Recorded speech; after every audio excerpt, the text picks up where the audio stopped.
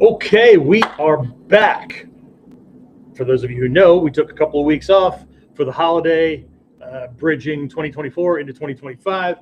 So hopefully this didn't get caught off at the end. But anyway, we'll see. So we are back, right? So I guess officially, I should say "Akemashite omedetou gozaimasu." Right? Conventionally, we would say Happy New Year, but to catch up on a whole bunch of other meanings behind that, check out this past week's Kuden podcast, our first one for 2025. So for those of you who are watching this way into the future, yeah, it's a bit dated, but then so am I, because it's my birthday, and this is my gift to you.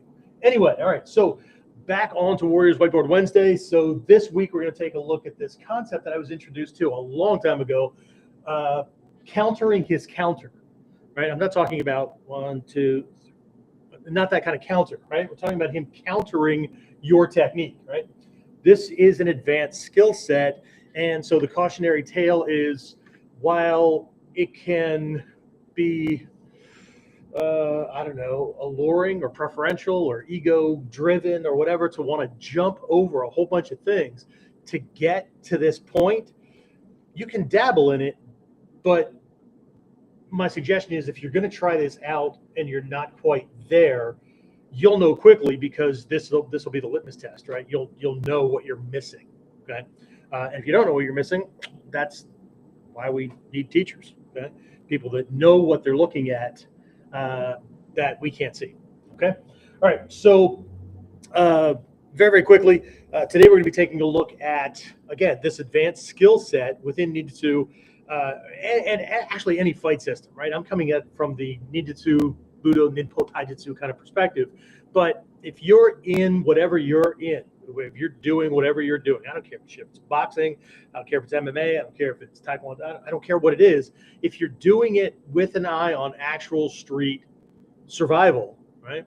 I'm hesitant to use the term self-defense anymore. I know the algorithms hear my words and kind of match these things up with people's search intent, but there's way too many people that confuse self-defense with fighting, and they can't see a difference, right? So I really like to use the term survival, okay? So what we're really looking at doing is going beyond skill proficiency, just being able to do our techniques, right? And defending against an actual opponent, an actual attacker's attempts on purpose, unconsciously, subconsciously, whatever, to resist, to counter, or just flat out beat your techniques and whatever defensive actions you're trying to use, because that's the way things work. Okay, we'll talk about that more here in a minute. Okay, so a little bit of format change for this. Every once in a while, I've done it in the past and whatnot, but I want to try to do this moving ahead. So very early on, if you're watching this as a video, or if you are on live, that's fine. But very early on, I want to make sure that folks know what they're going to walk away with. Okay, what they should be learning from this training, instead of guessing through or just waiting till I say the next thing. Okay, so during this session, my goal is to help you, one, learn how to see and go beyond mere. When I say mere, this is no small feat, right? Skill proficiency and the ability to apply a technique, right?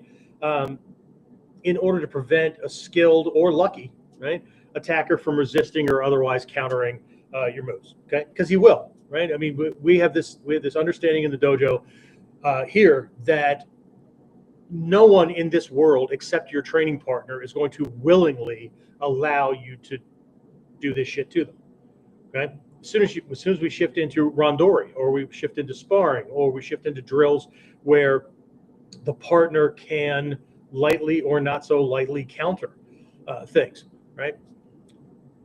We very quickly start to understand that, okay, I'm going to have to earn every single move. All right.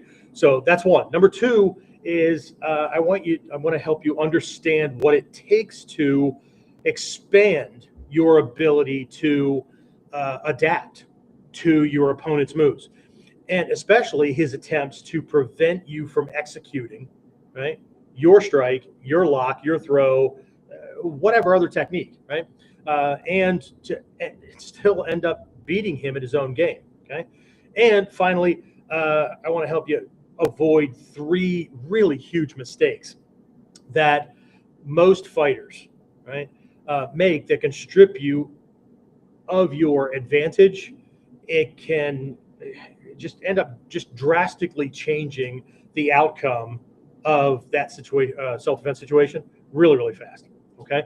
So again, I'm not knocking anybody's fight style, not knocking fighters, anything like that. We're going to talk about some mindsets and how they kind of match up, right? I want to keep this as short as possible so that we can get on to the juicy stuff, right? So we're going to take a look at some typical mentalities. We're going to take a look at the purpose of kata or any kind of prearranged techniques. I don't care if you're in a martial art, you're in a self-defense class or whatever, and they're teaching you these things, right? This is an empty block right here. I'm just going to kind of etch out a little kind of the way a fight really happens kind of thing from this perspective, right? And then I want to take a look at some ways that we can be using these preset things, right? We're going to talk about some understandings we have to have, but how to use these things to push us into higher level training, right? Every level of training should both teach you something and expose something that you need to get better at. And that forces you to this next level. And then this person learns shit. Uh-oh. And that forces them to get better. I don't care if it's ukemi and break falls. I don't care if it's evasion or delivering strikes or how to better deliver a throw or apply a lock. I don't care. Okay. So take a look at these. And then this is the advanced stuff here, right there. I'm going to give you a framework for levels of training that these are not from me, right? These are from my teacher, Grandmaster Hatsumi. For hitting, we'll talk about this 0 point thing here briefly, but if you caught this week's Kuden podcast, if you're on YouTube and you're on the live section where this is actually playing, once this is done, you can just, or if you just hit the YouTube channel front page and hit the live button, it'll go to this whole long list of alternating Kuden podcast Whiteboard Wednesdays. All the live stuff is there. So this first one, you can't miss it. It says Akimashite omedetou gozaimasu. It's the whole Happy New Year thing. Anyway, so, but I introduced, you know what? I didn't introduce that during Kuden. I take that back. I introduced that to students in my inner circle, my really high level distance training and local students last night during an online coaching call. So I take that back. Well, anyway, I'm going to give it to you anyway. Okay. I'll word it a little bit differently, but it's a framework. What it's really going to do is walk you step by step from bare bones beginning to what the goal is at each stage, okay? And get us out of that kata collector kind of mindset or somehow believing that rank equals survival proficiency, because it doesn't, okay? All right, so I know we'd like to believe it, but it's not true, okay? So let's do this. Let's start with that huge mistakes thing, and then we'll work backwards from there, right? But of course, right, I'd be remiss, and my guys would be wagging their fingers at me and stuff because I forgot, right, to make sure that everybody remembers to like, share, whatever platform you're on, right? If you're over on YouTube, if this stuff is valuable to you and you want to get more and more, then make sure that you're subscribing so you get notified when the new ones come out. If you go over to the website, at onlineninjaacademy.com / Whiteboard Wednesday, I think. Right? I'll make sure it's in the description down below. We actually have a way that you can subscribe to the list and then know way ahead of time, so you're not jumping on late because, right, you had to wait until whatever platform notified you that I was on. Okay. All right. So that being said, all right. So let's start with a problem. Okay, and again, this is where the three mistakes kind of come in. So most martial arts students and tough guy fighters, okay, make one of three mistakes. Okay, so the first one is that the fighter, right? I don't care if they're in martial arts, typically sport martial arts, that kind of thing, or they're the guy on the street, or they're the boxer, or whatever. Okay, the fighter tends to pick a fight style or a methodology, or call it whatever you want, right? That fits with one of three things. Okay, so they just consciously pick the fight style.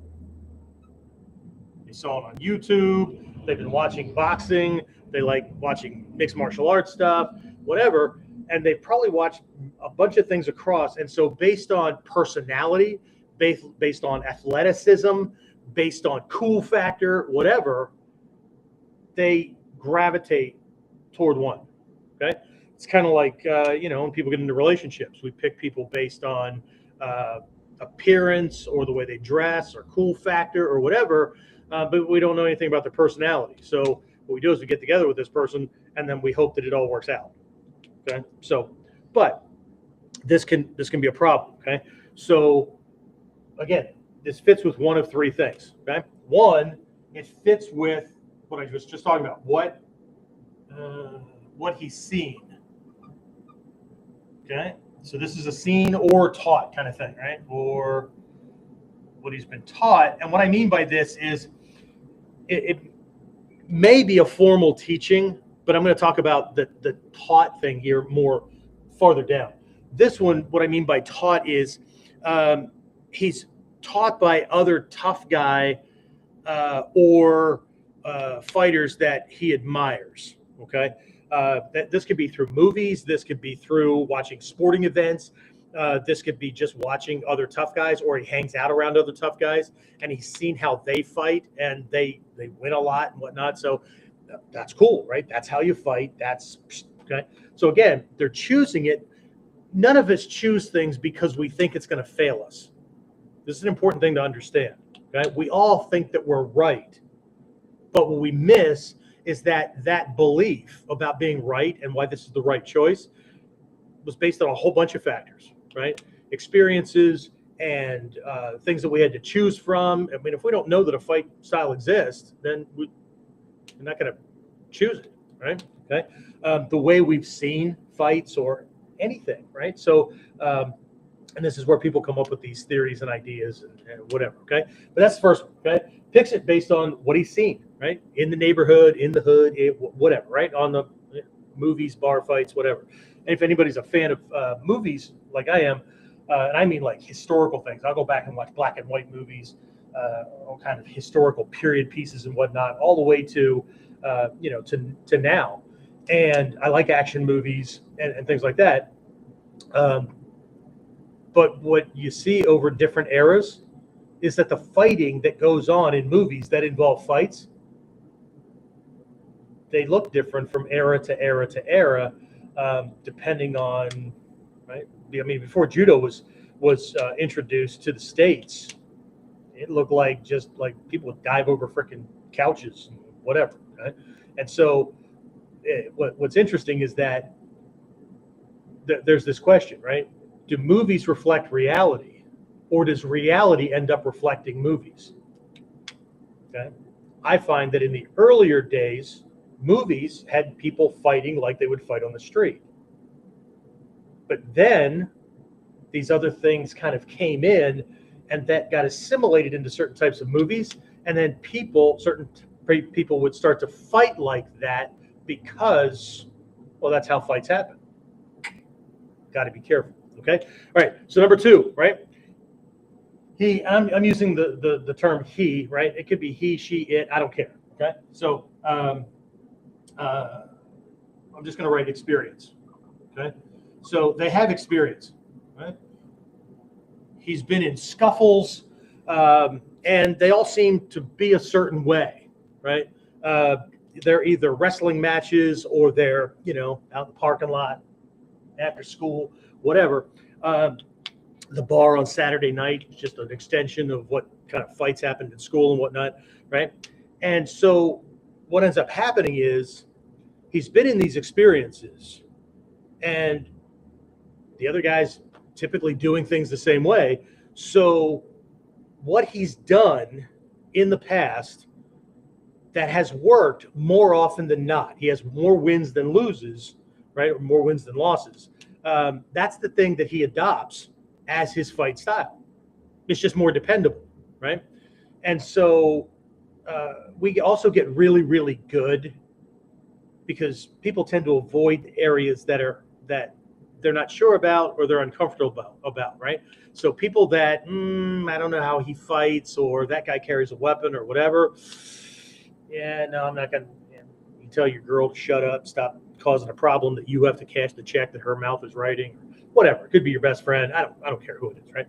But we'll steer away from those. But if we're pretty sure, unconsciously or consciously, that this guy fights the same way, oh shit, I'm in, because I'm familiar with that. It's the reason that people that have shitty relationships, one after another, they have a type of person that they're attracted to or feel safe around because they know what that person's going to do. Abused people tend to continue to choose abusers because knowing how things are going to go, I have a skill set for that. But getting together with somebody who's going to act completely different, I don't know anything about that. Okay, so this is actually safer. I know it sounds completely counterintuitive. It sounds illogical and whatnot, but to them, having the control of knowing what they're in store for is safer than the unknown. Okay, so you have to be careful. Right. Anyway, number 3 is the person has never actually been in a fight or an attack situation, but they've seen things like that on the news, or they've seen things happen or whatever. They're concerned it might happen to them. Okay. And so they end up joining kind of a formal thing. They join a self-defense class or a martial arts kind of thing, right? And what ends up happening, right? So this person joins, or they get instruction, right? And then what ends up happening is they make an assumption. They assume, you know what happens when we assume, right? They assume that the introductory lessons or the basics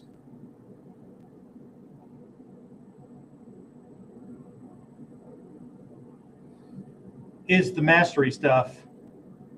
I just have to learn to do it faster and harder. I believe that way back in the day. And I had freaking street experience. I fit in a whole bunch of these things. Okay. So I'm not just picking and choosing things based on theory. I've lived them. So let's move things here a little bit. Choking my space. So 2, 3, just move it this way. Okay. So so this is what ends up happening, but this person here, and this is where we're gonna branch off of, right? Because I can't do anything about people who that even though they have fight experience or they've seen other fights and whatnot, they have a belief system that just holds on to this is the way it's done, right? What ends up happening is a lot of people in realms 1 and 2, right? They want to do it like everybody else, but better. But that's a really difficult task. And how long will you be better? Just like at the sport fight world. How long does somebody hold on to a belt or a trophy or a title or whatever? Okay, not for very long. That's why we call it 15 minutes of fame. Okay, so in this realm, what they tend to communicate is everybody knows how it's done, right? I just want to learn some tricks and stuff like that so I can just be better at it. I can be faster. I can be trickier. I can do feints differently than the other person or whatever. But what they're always up against is the other guy not being better. But if I'm always fighting the way everybody knows fights happen, then he knows what I'm going to do because I'm doing the same shit he's doing, or the same shit 90% of people do. And he has experience with that, and he has counters for it. That's okay. So the ninja way of doing things is to just do it differently. And I don't mean style. Okay. So do we start off kind of like everybody? Yeah. But you learn to hit people in places where they never thought, not that they've never been hit before, but if they never thought that thing that I just tagged was a target, or they never gave it any thought, it's going to be a huge surprise, and it's going to do more to their heart and their head than it probably did to their body, because their conscious is not going to be like, the fuck was that? And then that gives you another opening to do something else and do something else, whatever. Okay. So anyway, this is a huge issue here, but this is only number one as far as mistake, and that is believing that things are a certain way, and then that guides everything else. Okay. The second one is that they don't understand the difference between theory and practice. There is a huge difference between theory, what I believe to be true, and practice. Okay? So, again, you can refer to this stuff up here, right? But this also extends into the realm of like not knowing the difference between a mutually agreed upon fight. We bump shoulders, he cocks off, I cock off, and then we square off. I don't care if we use the words, you want to fight? Yeah, I want to fight. Okay, now it's mutually agreed. No. Okay? If one person doesn't go, dude, chill, okay? Here's $5, buy yourself a drink or whatever, right? I'm out of here, okay? If they stay and just, they just run through this, you know, the cockfighting kind of thing in the ring or the dog fight or whatever, right? That's a mutually agreed upon fight, okay? Two people, it could be a couple arguing over something in the freaking house. We need new furniture. No, we don't. We need to spend money. No, we don't, right? That's a mutually agreed upon fight because one person didn't go, you know, whatever, and walk away, right? So now if I walk away and the person comes racing around behind me or grabs me and goes, no, you are going to participate. So now we have a different situation, right? So the problem here is that they don't know the difference between a mutually agreed upon fight and a real world attack. Like, I don't want to be here. Not here. You get the idea, right? I don't want to be involved in this dumbass, you know, chip on shoulder, who's better, whatever kind of thing, right? And also they don't understand, or they don't think very much about the consequences involved between the two, beyond the concept of winning and losing, right? Yeah, your girlfriend left you, your wife left you, whatever, because you keep getting into fights. Yeah, well, I haven't lost one yet. Yeah, you did. Okay. Again, especially with this second one, right? This whole idea of the losing thing, right? The definition of losing, right? What could you lose? Okay, what could you lose? But then this is why Takamatsu Sensei, Hatsumi Sensei's teacher, there's a quote that I have that I got from Hatsumi Sensei where Takamatsu Sensei said, only a true warrior who has something to lose, who has built a life, who has, you know, family, whatever, right? Who's worked hard to build something of value. They have something to lose, right? Can actually understand what it means to be a warrior, not a fighter, not a soldier, whatever. Okay. The worst person you want to fight, or the worst person you want to have to go up against, is somebody that either doesn't give a flying fuck if they die, if anything happens to them, or they have nothing to lose. Been to jail? It's 3 squares and a cot, man. No big deal. Okay? Or whatever. Okay? So you need to think about this stuff, right? So they don't understand the difference between theory and practice. They also don't understand the difference between fight, and I'm writing survival. I know ego can tell us that it was a self-defense situation, it was survival or whatever. Now, we're not talking about ego's survival. We're talking about being in the world so you can keep doing good in the world, right? You have people that depend on you, and right, when you have things like that, you make different decisions. But then you guys know that because that's why you're here. Because the guys that sign on to watch a trained monkey show more tricks and stuff so they can be the tough cock on the block. You see the numbers, right? They sign off very, very quickly, okay? Because I'm just not entertaining enough. They don't have to fucking think about this stuff because they're already up here. They just want to be able to do it the same way everybody else is doing it, but better. And they don't have to talk about it. They don't have to think about it. They don't have to process things. Okay. But that's the difference between a technician, somebody who just does the do, and a tactician, right, who sets things up so that the do gets done easier, and a strategist who focuses on outcome, and that determines tactics and techniques. Very, very different. Okay. All right, number 3.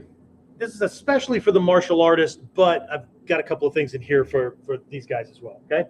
So martial artists especially, believing that the kata, or the technique you learned in self-defense class or whatever, is the fight, right? And people that have been in fights are like, bullshit, kata suck, kata don't work. You're not going to be able to do that technique. And of course, right? We've got a little bit to do with kata here to make sure that we're clear on that. Okay. But in addition to this, right, believing that the kata is the fight and they're going to fight that way, right? Others, they believe that the dojo or the ring is the survival environment, is the self-defense environment, where the fight will take place. So they never change that open space. They never get out of a ring. This is why a lot of people that fight in rings, MMA, boxers, or whatever, okay, when their hands are in those gloves, they're taped a certain way, and their punches conform to the gloves and stuff that they're using. This is why when they get into fights outside the ring, they break their damn hands. Not all of them, but a really high percentage. Okay, they go messing up their freaking hands and stuff, and then anyway, right, break your hand. There's other ones that believe that their belief system or the sporting rules that they've learned and to fight around or to train around, right, supersedes the law. Okay. Sorry, it ain't true. Okay. So there's this confusion in here.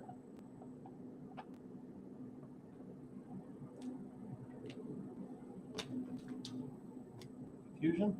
No, that one's not working either. Let's do a different color, shall we?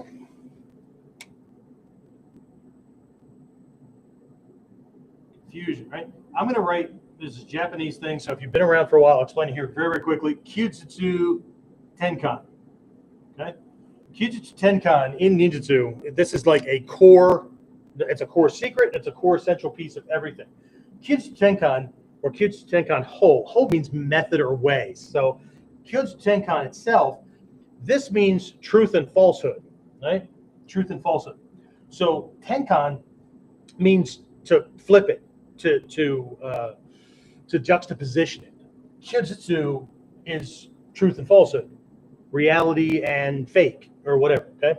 So for most students in Ninjutsu, they know Kyujutsu Tenkan from the perspective of deception and manipulation, influence, convincing this guy that one thing is right, another thing's wrong, or whatever. But here's the secret behind Kyujutsu Tenkan. You can't apply this if you yourself can't tell the difference between truth and falsehood. Okay? What is the truth of a sport fight? What's the truth of, two tough guys on the street knocking it around? Or you bumped into the shoulder of a gangbanger and you turn around because that's the way shit happens, and he goes, "Bow!" That ain't fair, man. All your friends will be, that ain't fair, man. Like he didn't need to get shot. Maybe he did. Maybe he was the negative role model that everybody else needed to learn that not everything's a goddamn fist fight and a cocksure kind of thing, right? You see it in movies all the time. They're like these favorite movies where one guy will have a weapon, the good guy have a weapon, and the bad guy will talk him out of, or the bad guy has a weapon, the good guy talks him out of, right, using the weapon. If you were some kind of a man, we'd work this out by ourselves. And then whoever has it goes, yeah, then tosses it away, and then, because it makes for good movies, but that's bullshit. Sorry, as an ex-federal cop, as a bodyguard, no. Okay, so I have a hard time watching some movies. Anyway, all right. So So let's lead this into the kata thing, okay? We need to take a look at this, because while the waza or the free response or whatever people are right that you're not going to use this as is on the street, right? There is value to this, okay? And there's really two types of schools when it comes to not just Japanese martial arts, but across the board. And when I say martial arts, I'm including wrestling, I'm including boxing, anything where it's, this contest, combat kind of thing, okay? There's, using Japanese terminology, there's the kata method, where we're going to give you these models to learn, right? That are really examples of the approach, the strategies, tactics, principles, concepts, those kind of things that this particular school, style, approach, or whatever uses to solve that problem, that type of attack. Right? And we can see that what we're really talking about in all of this training is problem solving. Okay, it would take us way farther, right? So there's the kata method, which you start with these, right? And then, they've got sparring and stuff, but the problem in that kind of training is that the kata look one way, and the sparring, you might see a fist or a stance or whatever that came from this, but looks like it's something completely different, okay? And then on the opposite of this, what you have is this waza approach, okay? So waza itself can mean technique, but it can also mean action, okay? So shifting into a position, while everybody knows this, that whole movement from here to this and how it's done and how the muscles move and how the joints are working and whatnot, that's a waza. So it's an action, okay? So, and then we've got these other terms, randori, free response, all kinds of things, right? So, but the waza approach is more of the free response, just you feel your way through it, right? You figure it out, okay? Both of them have pluses and minuses, okay? On the kata side, people can get confused or get so attached to the techniques and the official way or the right way to do things that this gets in the way, right? That they have a hard time getting street ready. These guys over here, right, know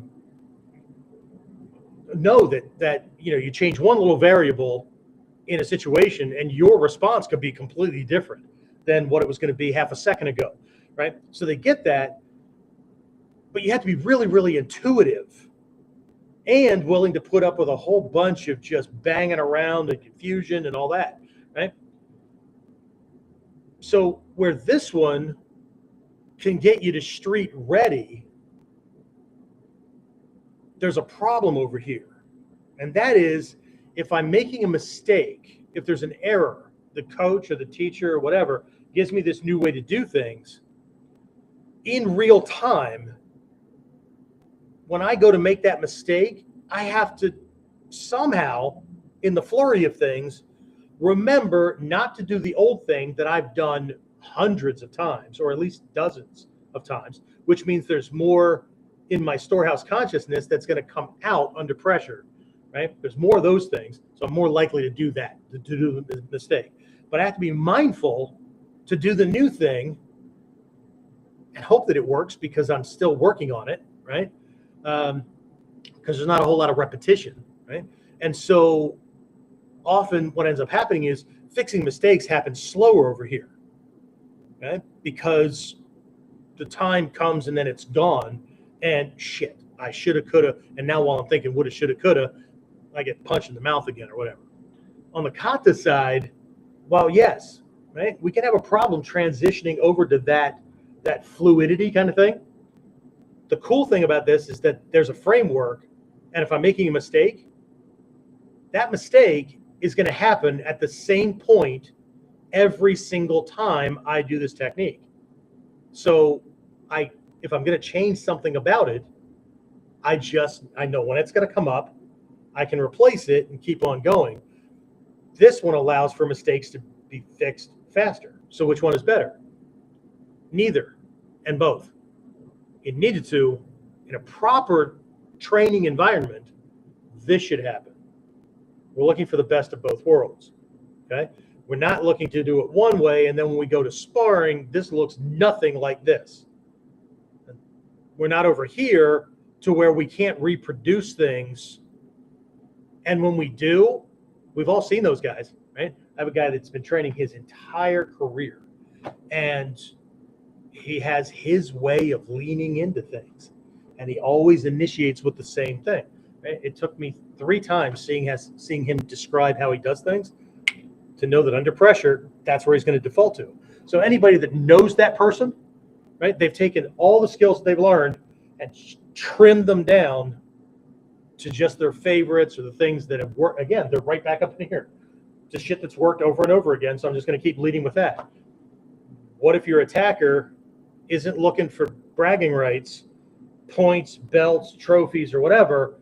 This is somebody that's looking to freaking erase you from the world. What do they say online now so that we don't get banned by the powers that be, right? They unalive you. How about that, right? So, but anybody that is willing to put in just a little bit of time to watch, or to even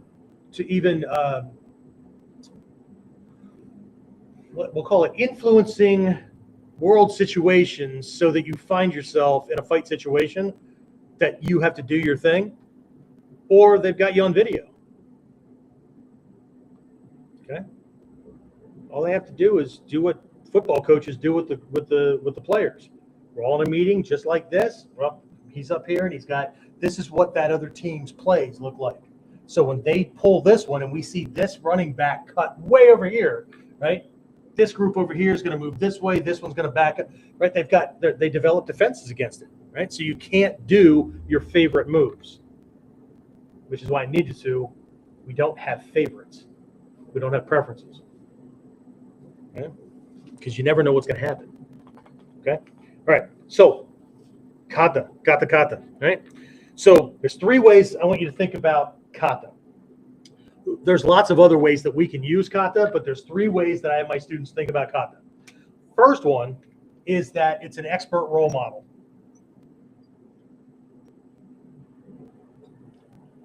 What I mean by that is you want to be an expert in this system. Here's how an expert would do it. So it's always a place to start, right? But this is how an expert would do it. Okay, cool, right? So they're managing distancing, timing, angling, those kind of things. Here's how they access weak points, whatever, okay? So it's an expert role model. You want to be an expert? Yeah, but Sensei, do I have to do it that way? Can't I do it like, well, if you're already a fucking expert, why are you here? I've had people like that. Well, I want to get a black belt in Ninjutsu. Why? You already have a black belt, whatever level in that art. You already have one in that art. Why? Okay? What it often comes down to is that they're either collecting these because it's impressive to other people, or they realize that they're missing certain things in these other places, and they're trying to spackle holes. But they don't give any thought to whether the principles and concepts of the system they're trying to add align well with the other systems. Because if one's a hard style and one's a soft style, that's going to take some reconciling. Okay. All right. Anyway, so the point of the kata from here is we learn the kata as the first place to start. Right? We learn the kata so that we can learn the lessons that each one of these kata is an example of. All kata are examples of not just the moves, but certain tactical approaches, certain strategies. He's going to end up in a certain place or whatever, right? Okay. So to learn those, we have to have an example, because tactics and strategies are invisible until your body acts them out. Just like if I say, pick a seat, sit down. Well, like anywhere. What do you mean pick a seat? Like sit down in that chair? Well, I mean, a chair is an example of a seat, but so is a stool, so is a beanbag chair, right? So is the floor, so is a pillow, okay? But there's a condition of sitting that these things can either, tree stump, whatever, they can be used for, but the concept of a seat, you need to understand how that's different for a body than a bed and lying down. Remember, people lie objects or animals or whatever, lei. English statement, but I always thought it was ironic that in English people lie. Anyway, that's my ex-cop coming out. So, expert role model. Second one is we can see them. And so this is normally how I have beginners think about this stuff. Okay? Intermediate and advanced students, I have them think about them as bad habit breakers.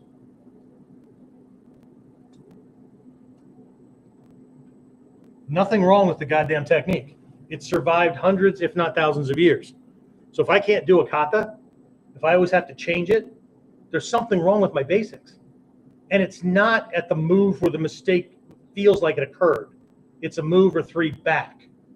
And then we hit a bottleneck where, because we've made one or more mistakes in angling, timing, body position, whatever, right? We hit a point where we're not in position to do the next thing that the kata says. So this is a way to test our basics to see if, right? But this is starting from the beginning and going, look, this is how you position. When he punches, you shift off to this angle and you affect him this way or whatever. This actually is reverse engineering, right? Every move I make is done with a mindfulness of where am I supposed to be next to do that move? Because there's only a small window for that to work. Okay? But if we're doing this like this, step by step, we don't even see the mistakes that we're making. Okay? So bad habit breakers. The third thing is that it's an ideal of what it looks like. Okay? So I'm just going to write the word ideal. Okay? It's an ideal of what it looks like in an actual situation, when your basics are right, physically and mentally, when you're able to adapt to his attacks based on what he wants to do, not what you think he should do or what you want to do, right? You're able to exploit his weaknesses and end things as quickly as possible. There's more precision, better timing, all this kind of stuff, right? But there's a lot of letting go that gets to here. They're also an example of an ideal. Right? If you notice most of the kata in what we're doing, there's two schools of kata as well. Okay, one school is, and they both came about based on combat, but one school is based on stringing a whole bunch of basics together. So the higher rank you go, the longer the fucking kata is. Right? I had a student one time that was testing for his 6th degree black belt, and his kata had 46 moves in it. And if he screwed up any move, he failed the test. Okay, but that kind of kata, that school of thought, it came out of people stringing basics together, just kind of practicing alone in between wars, in between battles.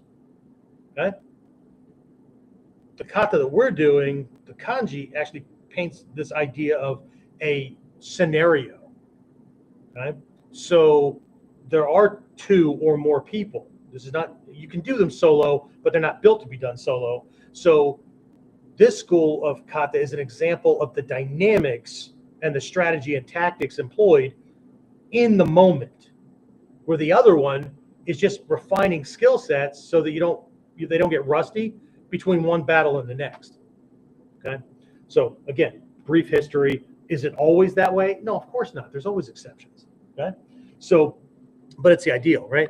And again, this is where we're going to focus today. We're going to focus on getting to this point where we don't need the kata. As a matter of fact, there's a condition, there's a stage in training that's really confusing to a lot of people, that if we don't do that, because you can't fake it. If we don't do it, we don't get to this, where you can actually let go of the kata, and it looks like to everybody else that you're inventing kata on the fly, because you look like, which kata was that?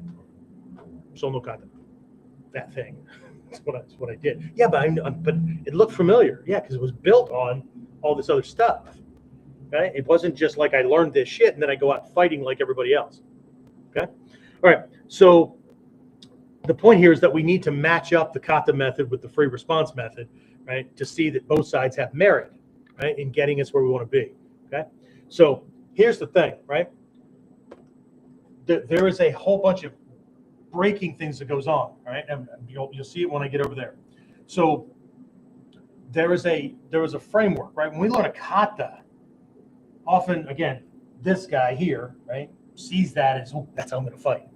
Awesome. Okay. No, maybe, probably not. Okay.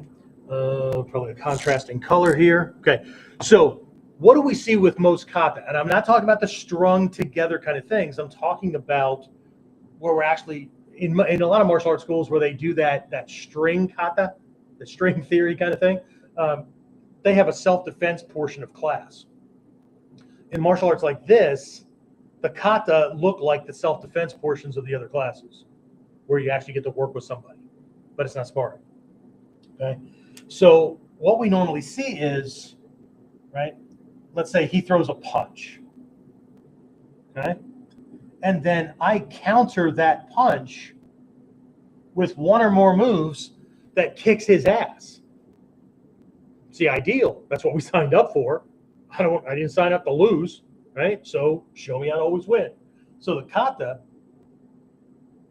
again, I'm sticking with what we do, but there's a style or three out there that actually have kata where you die at the end. It's a solo thing. Now you don't just like suddenly pass out, whatever, but it's supposed to teach humility. You know what the ninjas say about that? Fuck that. Survive. Right? So anyway, so here's the ideal, right? He throws, and it could be, right? The kata could be like shiaku tangeki, kyogi, whatever, right? Where he throws a punch, and then he throws in another punch, and then you do your counter, right? But either way, you're countering the punch, and then you're countering his ability to be a freaking attacker. Okay? That's where people get caught. But the reality is he could throw a punch and you counter. Let's say you do your uke nagash or an uke uchi or something like that, right? And then what ends up happening? Well, he counters that. And then if you're still in the game, right, as a part of that counter, he's trying to do something to you. So you counter that. Right? And then he tries to catch. And this will just keep going back and forth until one or the other is still standing. Hopefully you both get to go home if you're, of the compassionate sort, but somebody gets to tell the story. Okay?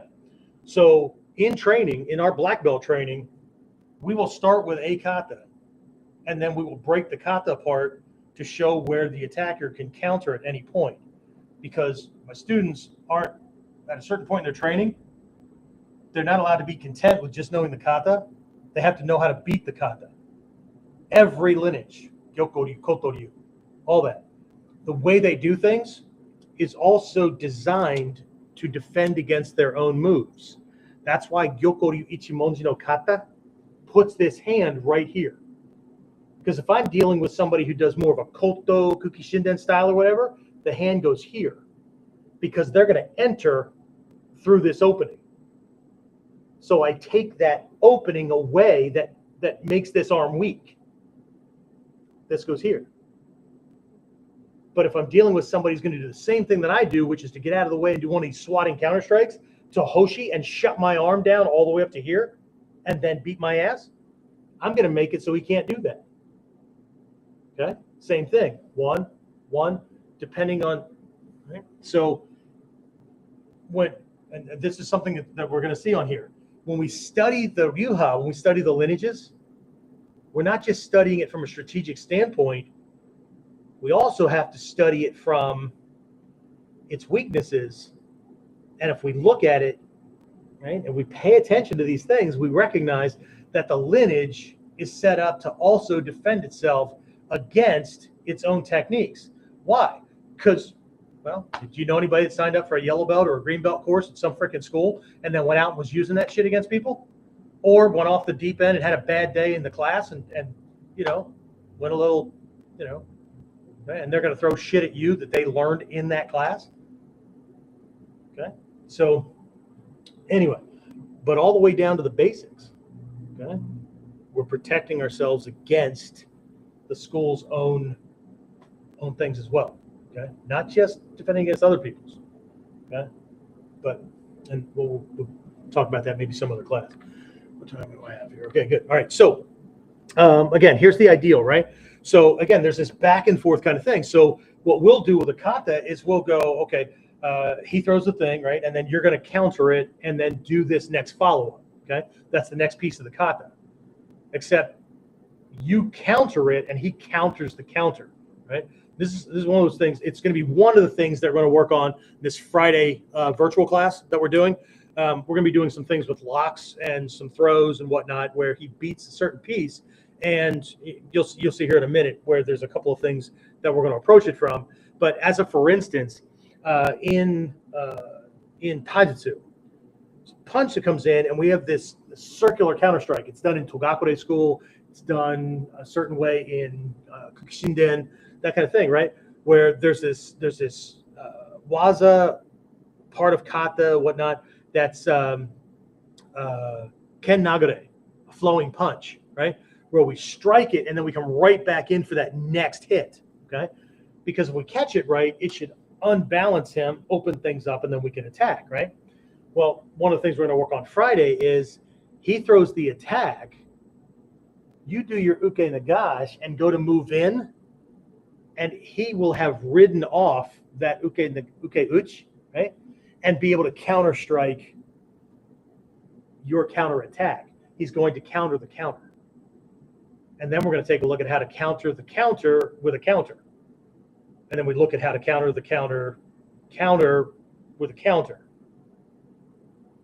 What you start to understand is that no kata is perfect, no actions are perfect. The person who makes the most positive actions and the least problems or the least mistakes at crucial moments, universal justice says they're the ones supposed to win. Right? Not our idea, not ego, not righteousness or fairness or whatever. That's why we don't get involved in bullshit all the time, because there's the greater chance of things going wrong. Yeah? Sometimes it's better to be the sniper on the rooftop. Anyway, all right, get off of that.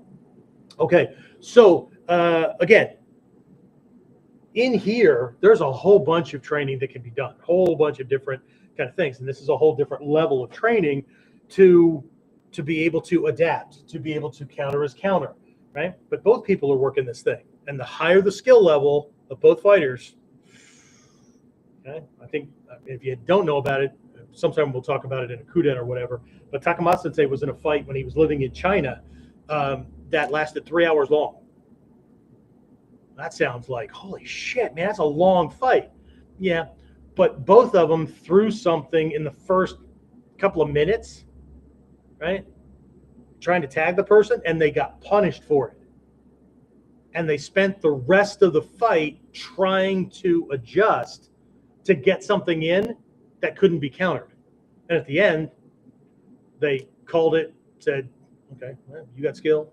Yeah, you got skill. Okay, let's go have a beer, sake, whatever. We'll be friends. Okay? But most of that was not throwing anything. That's high level equal skill, where people don't do dumb shit because they need to hit him. They need to score a point. They need to beat his ass. That kind of mindset, if you're dealing with somebody who's really, really good, that's like running into the bear's cave and poking its fucking nose, hoping you can get out before your lunch. Okay? All right. So on one level, this allows us to recognize weaknesses, right? And not see the technique or the kata as perfect and unbeatable. I already talked about that, right? This takes us to a level where one, over here, trying to do contrasting colors here. So this takes us to a level where one, right, we can hone our techniques. What I mean by that is we make them less weak, right? Where they're not as easily beatable, okay? And people get that, right? I just need to make my technique better. It'll be harder for him to beat it, whatever. Great, okay? But never, ever, ever forget that you could be up against somebody who's just way freaking better, okay? And two, we can learn how to let go of a technique that's not working, okay? We learn to let go. Do this with relationships, jobs, all that kind of stuff. learn to do it in freaking technique, right? So if I'm going in for something that I think should be working and it's suddenly not, right, we need to be able to get out of there, right? So we learn to let go of it by either escaping to safety. Okay, we just bail out to Kamai, get far enough away, reset the fight to 0. 2, we neutralize his counter and reclaim the technique. Okay, so we neutralize and reclaim. Okay, so in all his training in here, like somebody goes to jam up my mushadori or something like that, right? I learn how to, as soon as he jams it up, right, do something that breaks his strength, stability, or whatever, and I can go right back to completing the technique. In this case, he's about to reverse it on me, and I get the hell out. That's first stage for students, right? Learn to freaking let go, let the fight reset to 0, and now, right, you can see what's happening, and it doesn't turn into this. I call it 6-year-olds in a sandbox slap fighting. Okay, again, we neutralize what he's doing, and then we reclaim the technique. And then the third thing we can do is let go of the technique altogether. Let go of the technique that's no longer working for one that's actually coming into being because of what he's doing to counter my technique. It's going to be all of these. We're going to do something out of all of these during the Friday class, right? So if you want to know what it looks like physically, okay? So let's say I'm doing a mushadori and I come around here and he jams it up and goes to jack my arm into an arm bar, and I just let that thing roll back around and catch his arm and then throw a ganseki on him, okay? In our mod 5, so prep for black belt and the Shodan to Nidan stages, there's in the Q levels, they're more basic locks, holds, throws. In the Shodan to Nidan, they're more of the advanced stuff, but we call it throw flow, where you're able to go from one to another because it's just the natural next piece, right? I can go from an onikudaki, but if he counters that by, as I'm moving it into place, he just pushes forward, right? Just pushes forward into this thing. It's that's actually comes out of a kata called shihodori, right? Pushes out of it. I just ride it back and turn it into an uragyaku, or I'm doing an onikudaki, right? And as I'm moving it into position, I don't care if it's accidentally or a flinch response, pulls it in to save his arm. Well, he just went from onikudaki, thank you very much. Now it's a mushadori. I appreciate it, right? You just keep doing you, bud. Okay? But I can't be so married to and invested or stuck on my technique that when he does it, I'm now surprised and he gets to whoop my ass. Okay? So escape to safety, neutralize and reclaim. And the third one is, what do I have in here? Let go, escape to safety. No, I think I missed something in here. Hone. Oh, sorry. This was the learning to counter. I apologize. Learn to counter. Okay. And then, sorry, I already screwed that up. So letting go of a technique that's not already working and recognizing the one that is. This fits with a very high level principle in the scrolls, I think, of the Takagi Yoshiryu, where there's the secret for always having the right technique at the right time. Okay? The secret is never do a technique that's not already working. So if the thing you're doing is requiring work, Tatsumi Sensei has always said that if you're at this 0 point thing where you are not attached to technique, style, whatever he wants to do, that's great, man. Cool. I wanted to do that too. Okay. That at the end of the exchange, if you're breathing hard, then you were struggling and trying to do something specific, and that's not it. At the end of the exchange, you shouldn't be breathing hard. You should still be relaxed and calm because other shit can still happen. Okay? The more tense we get, the more jacked we get, the more jazzed, the more intention, whatnot, right? The more the metabolism picks up, the more the adrenals are working, the more we're cooking off glycogen in the muscles, and we're wearing down the energy stores, and we're just, there's no duration, right? The NIND, we can't endure. We can't keep going through the challenge, okay? All right, very quickly. Okay, so again, I've worked with different friends and then borrowed little concepts and ideas from certain people and stuff. So one of these is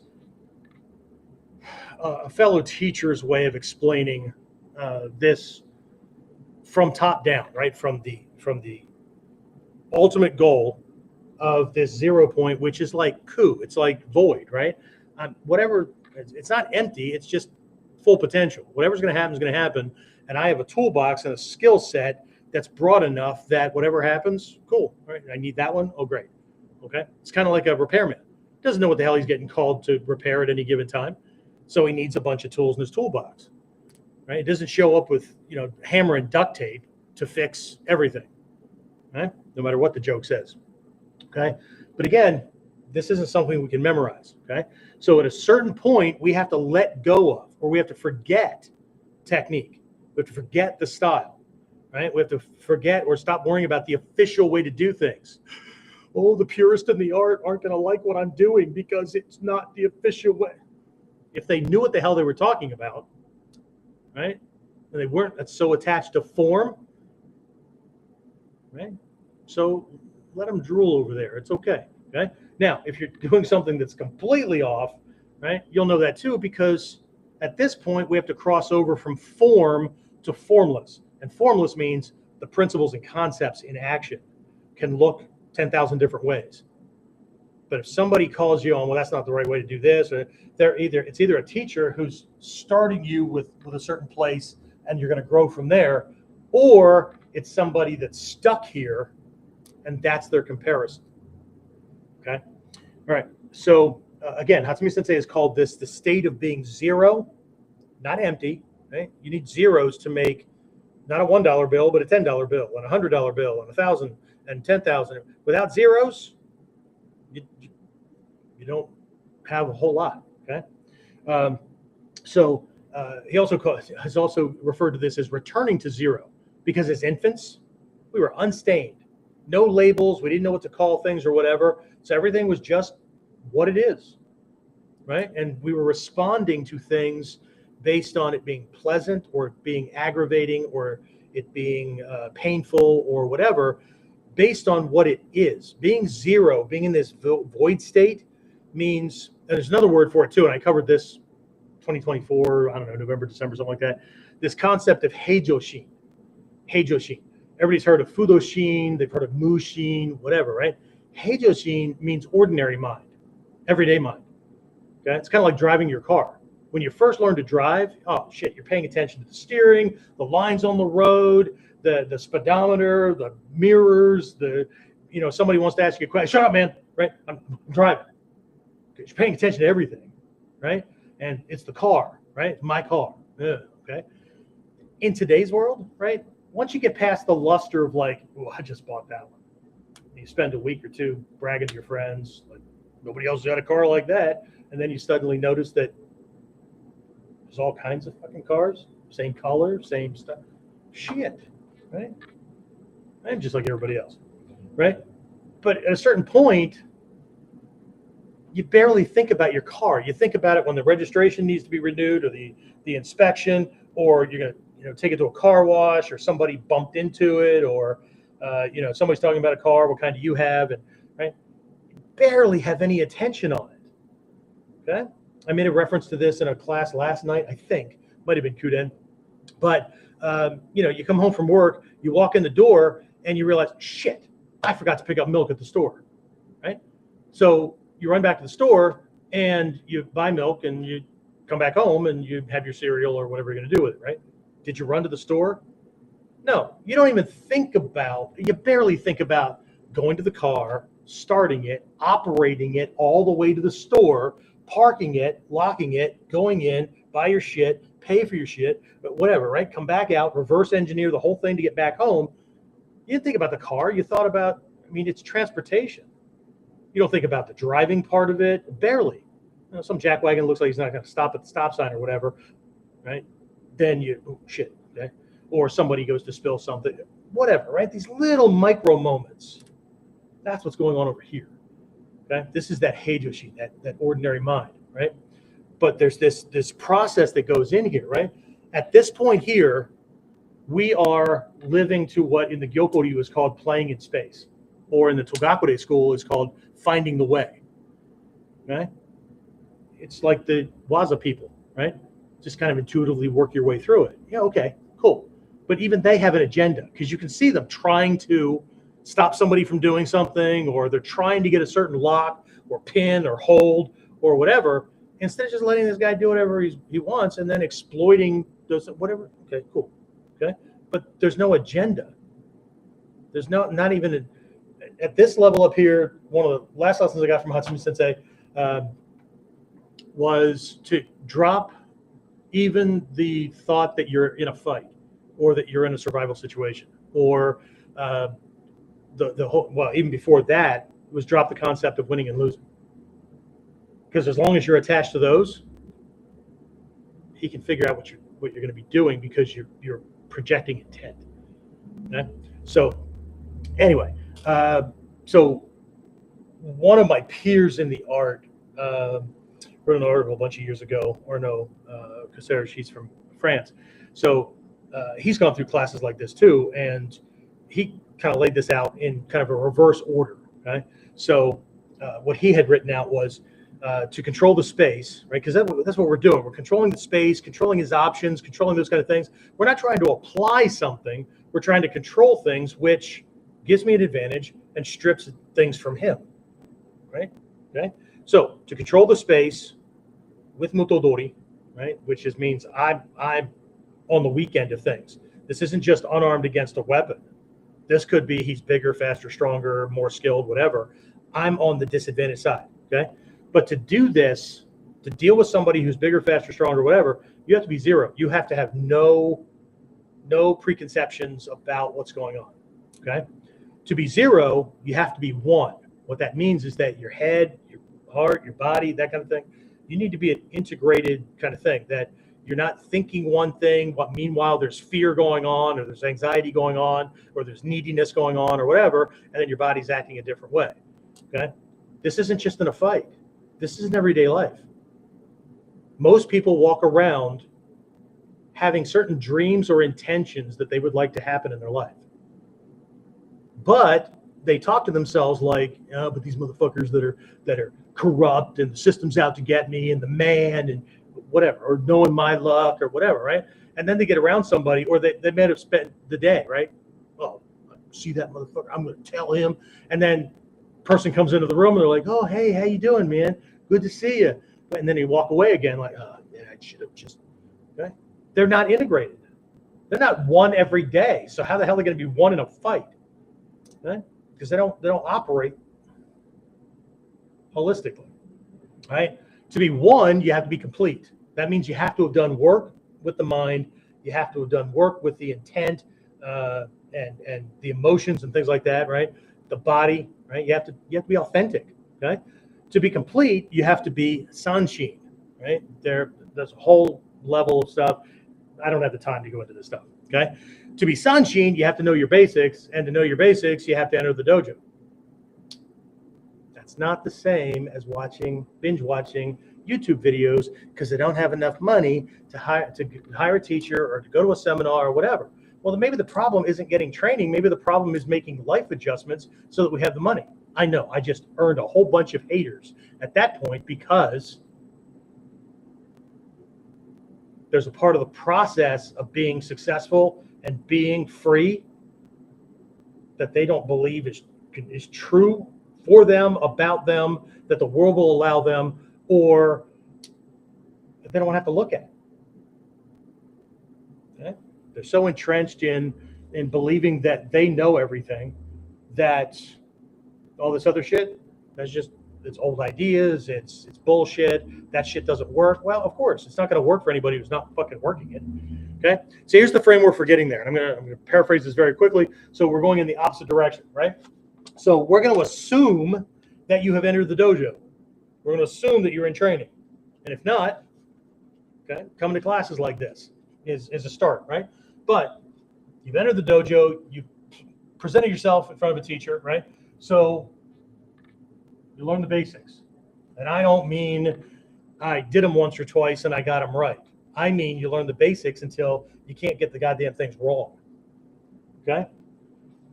You learn and study the 10 Qi Jin, if you're in our system, right? The 10 Qi Jin are 3 aspects of training. This is the book of heaven, the book of earth, and the book of mankind. Each one is a different aspect of training. But you could think about state of being as a person, right? The way I think, my belief system, the way I carry myself, breathing, all that kind of stuff, the mundane stuff that most people don't give much thought to.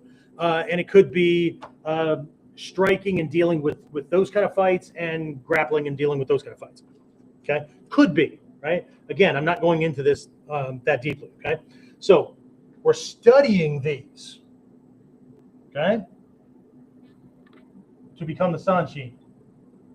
Sanshin? What do you mean become the Sanshin? Sanshin is like models that we do. Cool, okay? So we become these things, right? And then we study the ryuha and weapons. Nothing will show you that your unarmed shit doesn't work well than weapons, because any mistake you make with your taijutsu is amplified with weapons. Ryuha, if you see the ryuha as different strategic approaches to handling the same types of problems, right? Otherwise, there's no point in having 9 schools. Yeah, well, you guys only do one style. We're doing like 9. Why? Why? Because they handle different types of situations, battlefield, bodyguard, close, tight quarters, different approaches to a fight. One is working with orbiting, one's working with linear kind of things, whatever, right? Okay. We keep working that, right? And then the idea is to become one, right? Where we don't have any preferences. We're able to do this stuff equally. To become one, what you're really doing is working again and again with the waza, the weapons, in a unbalanced exchange and all that kind of stuff, until you just develop this really smooth, graceful way of doing things, right? And then that's not the end, okay? I know it is for a lot of people, but if we're aiming up there, the next bridge point is to unlearn. This is where Hatsumi Sensei says, forget the kata. Unlearn and forget everything. Now, in all honesty, you can't forget anything that's in muscle memory, okay? What it means is stop fucking attaching yourself to things, right? So you unlearn it. What, as a part of the unlearning, Hatsumi Sensei does it all the time. He still does it, right? Is you research other ones.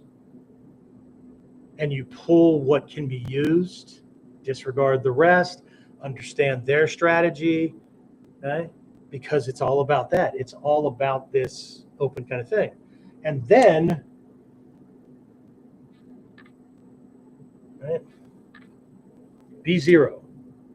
You're only focusing on controlling the space. But to control the space, I have to assess the situation. I have to understand truth from falsehood. Shit that I believe that's not true and getting in my way. Stuff that is. Well, how do things really work? I have to be clear about that. Okay, and I have to aim for getting to a point where I hit Heijoshin, which is all this stuff that's special now. It's no longer something I do. It becomes so much a part of who I am that I can't not do it. Like I can't walk into places, I can't go anywhere without people watching. I don't have to think about people watching. My brain immediately establishes a baseline. So if somebody said, oh, I see that person over there. Oh, yeah. Okay. Well, you kind of dress weird. Yeah, I know, but people in here can't match colors either. So, okay, whatever. That's no. Okay. Now, if it's July, August, it's fucking hotter than hell. For my friends in Australia, it's December, January. Okay.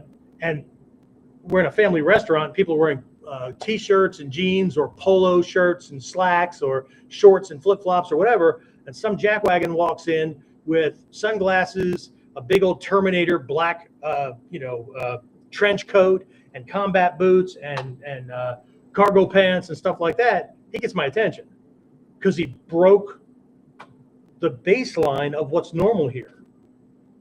Okay? But there's a lot of things that people just disregard because they're so focused. And I don't care if they're the kata person or not. They're focused on the fight skills. They're focused on the fight techniques. Okay? If we become observant in the dojo, we become spatially aware, whatever. That will bleed off into every other part of our life. And other problems just get solved faster without us even trying, because it's not something we do in a box called a dojo. It's something we can't not do it. It's the new me. This is a process of becoming, not a process of, I mean, you could call it a process of being, but you're only going to be it for just a little while, unless you've decided to stagnate. Okay? Anyway, I said I was going to make this quick. I apologize. I'm going to try to get this stuff back under an hour again. But, I talk too much. But I'm also producing content so we can break this stuff up and put things out in smaller snippets and whatnot. Anyway, hopefully this works. Whether you come to the Friday class or not, that's entirely up to you. I'm trying to give you guys enough that you could add this into your training, drop it into whatever you're doing, whether you're in Bujinkan, whether you're in Genbukan, whether you're in Shotokan, American Taekwondo, I don't care. You drop that in there and think about things differently, okay? Because I believe, I'm making an assumption, but I believe you wouldn't be here if you weren't looking for more than just a tricky move as your advantage. Okay? That's what I have. Hopefully I'll see you for the Friday virtual training. You can hop over there, click on the button and whatnot, sign up. It's $9, right? And you also get the recording. So even if you can't make it, you can still go, okay? Getting really close here. This is a Wednesday. This Friday, our yearly Daikomyosai kicks in. So unless you've got your schedule freed up and you can make it, probably not going to work out really well for you. But we do have, watch your emails and watch posts on social media and stuff, where I'm doing pre-orders right now for the video recordings of the entire event. So if you want those, that'd be great. And then there's also an offer for the camp t-shirt. We got this really cool t-shirt we made up. So anyway, that's it. That's what I have. Hopefully I'll see you again next week. And if not, that's fine. But thanks for joining us on Warriors Whiteboard Wednesday. See you next time.